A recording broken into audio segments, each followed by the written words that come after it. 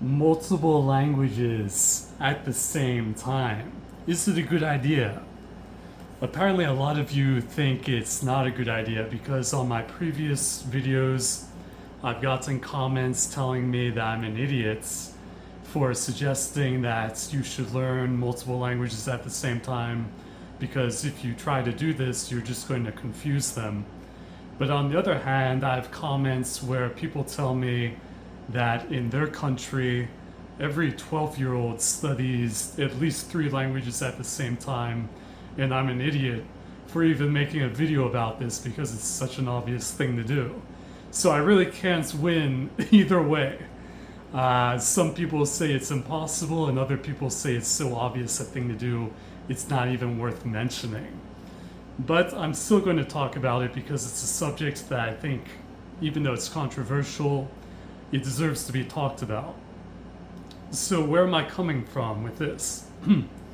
Personally, I study 8 languages each and every day.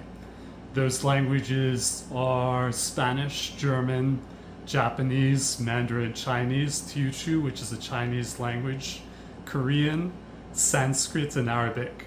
And I do study some other languages from time to time, but not every day, such as French and Italian. So I definitely am a big proponent of studying multiple languages at the same time.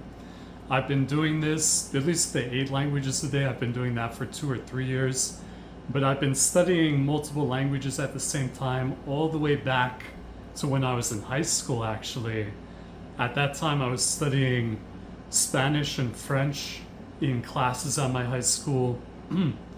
And I was going to a Japanese Saturday school and taking language classes there, as well as taking German tutoring lessons with a classmate, Michael Dreyfus, back when I was in high school. So I've been doing this for a very long time. I've been studying multiple languages for so long.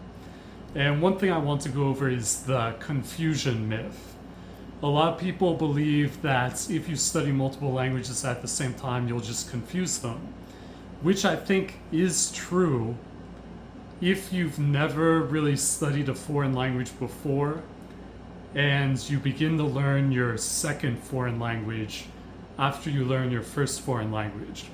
And I'll tell you why this is. This is because when you learn a foreign language, you kind of develop this sense of the other language. You have your native language, English, and then you have the foreign language which you're studying.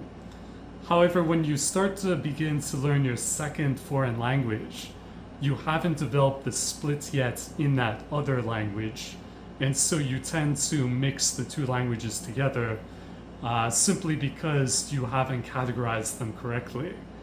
And some techniques you can use to separate the languages if you find that you confuse similar languages is you can write them out side by side and look at their similarities and differences and say, okay, for example, this is how you say it in Swedish, this is how you say it in Norwegian, this is how you say it in Danish, and that is one way you can practice separating them. A very good way to do this, of course, is my book, Comparative Grammar of Swedish, Norwegian, and Danish. Get this book because it's full of sentences side by side of the languages, and this is a great way to learn all 3 languages. So the next subject is juggling languages. When you learn multiple languages, or if you want to be able to speak multiple languages sometime in your lifetime, I believe you have to juggle all of the languages. And the reason for this is because if you stop using a language, then it will begin to decay. And this is true even for your native language. For example, if you go somewhere where no one speaks English, you have no contact with English, and you never speak, use, or hear English, your English will actually start to decay. You won't be able to speak it as easily when you go back to an English-speaking environment. So this is especially true for a foreign language, which you might not even have as good of a hold on. So you want to be able to use and practice the foreign language, if not every day, at least on a regular basis, so you don't begin to forget it. So what does this mean? This means that, for me personally, I want to be able to speak these 8 languages at a high level at some point in my life, all at the same time. And because I know that if I stop learning a language, it'll begin to decay, that effectively means I need to figure out a way to study these 8 languages on a regular basis at all times. And if that's true, I may as well begin to practice that now. I may as well start learning all 8s and figuring out how I can juggle them at the same time so that I'll be able to learn all of them in the future, be able to speak and use them in the future, and not forget them. The other thing is, tomorrow is not guaranteed.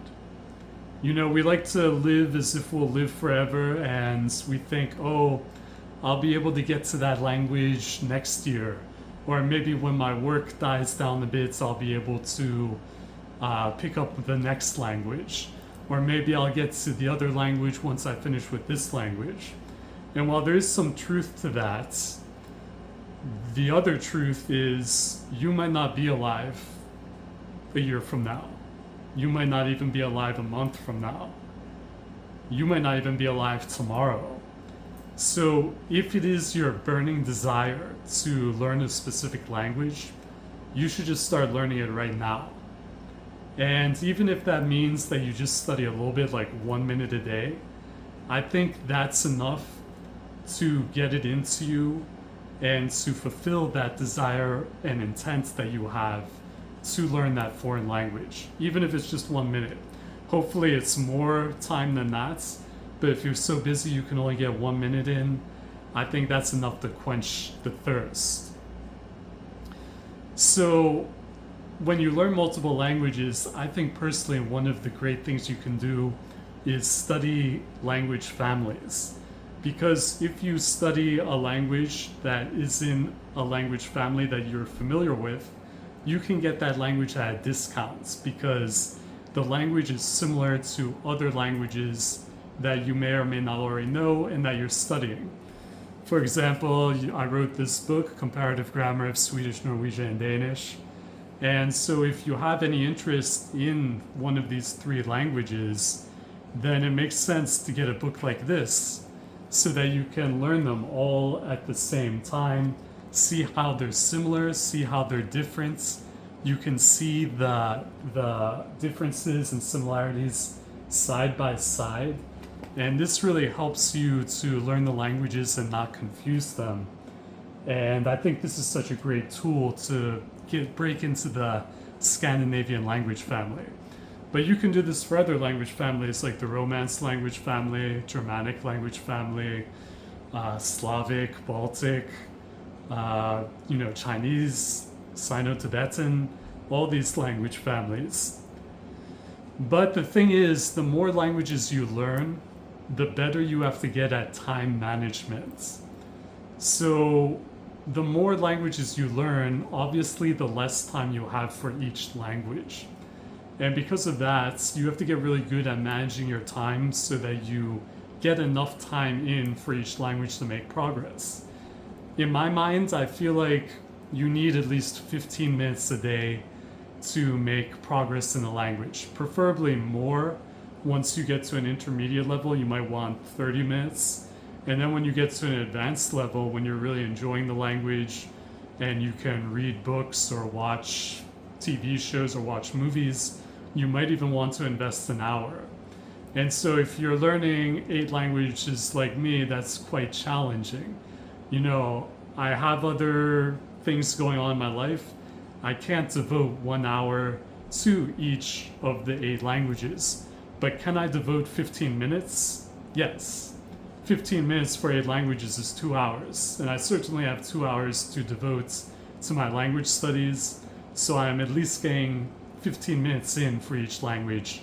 Usually I get more than that a day.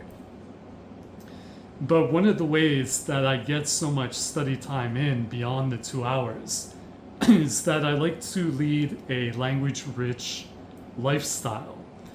And what I mean by that is I try to work in language learning activities into my life in a way where I'm getting other things done at the same time. So what do I mean by that? For example, I love to speak with native speakers.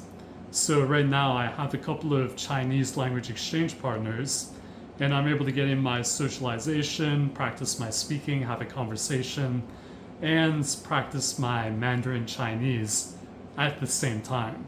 So if I have a conversation for an hour with my Chinese friends, I'm getting in an hour of socialization as well as practicing my Chinese speaking for an hour.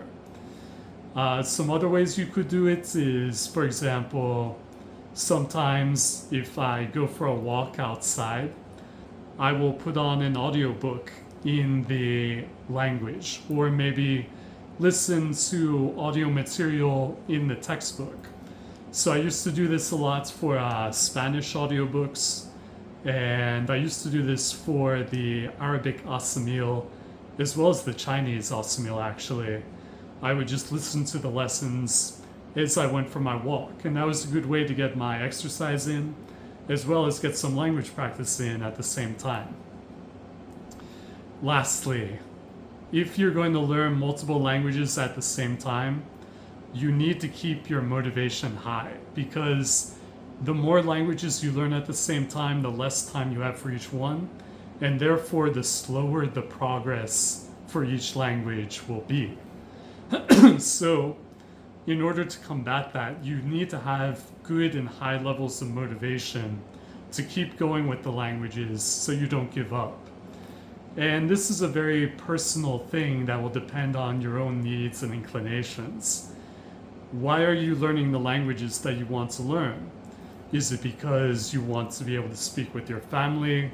Is it because you love the literature of that language? Is it because you live in the country where it's spoken? Is it because you love the films of that language? Whatever the case may be, really hone in on that motivation. And I would say try to work in that motivation each and every day. So if, for example, you love Japanese manga, Japanese comic books, even if you're at a beginner level of Japanese, try and begin to look at Japanese manga or comic books each and every day, even if just for a little bit, to get that motivation into you to keep studying. You might not understand much, but when you do find that one word you do understand that you saw in your studies yesterday or the day before, that is so motivating to keep you going on the track to become fluent. So I hope that's it. I hope you understand that it's a good idea to learn multiple languages at the same time. I obviously think it's a good idea. There are plenty of people out there who do this each and every day, not just me, but many others. I think it's a perfectly natural thing to do. So if that's what you want to do, go for it. Good luck. And hey, if you haven't subscribed already, I suggest you do because it's free and you might learn something that speeds up your progress in learning a foreign language. Okay, that's it for now. Thank you so much.